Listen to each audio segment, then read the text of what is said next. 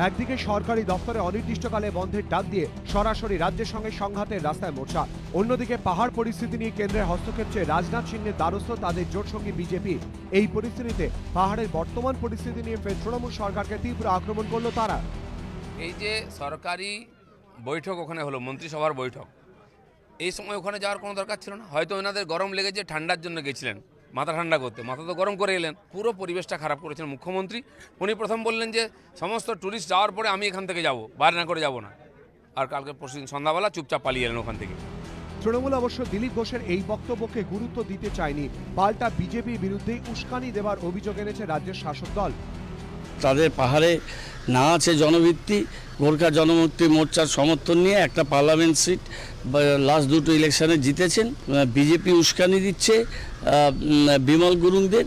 মাননীয় মুখ্যমন্ত্রী রাজ্যের মধ্যে, দেশের মধ্যে কোথায় যাবেন, তাদের এই উপদেশ দেওয়ার কোনো সাংবিধানিক অধিকার নেই। পৃথক গোর্খাল্যান্ডের দাবিতে সোমবার থেকে অনির্দিষ্টকালের জন্য সরকারি অফিসে বন্ধের ডাক দিয়েছে মোর্চা। শনিবার যখন রোশনগিরিরা এই ঘোষণা করছেন, সেদিনই দিল্লিতে কেন্দ্রীয় স্বরাষ্ট্রমন্ত্রীর সঙ্গে দেখা করেন দার্জিলিংয়ের বিজেপি সাংসদ। সূত্রে দাবি, রাজনাথ সিংহকে সুরেন্দ্র সিংহ আলুওয়ালিয়া বলেন, পাহাড়ের পরিস্থিতি অত্যন্ত খারাপ, পাহাড়বাসীর সমস্যার সমাধানের জন্য রাজ্য সরকার এবং মোর্চাকে আলোচনার টেবিলে আসতে হবে।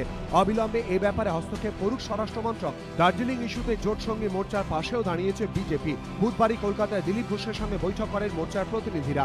আর এর পরের দিনই গুরুংয়ের দলে জঙ্গি আন্দোলনে অশান্ত হয়ে ওঠে পাহাড়।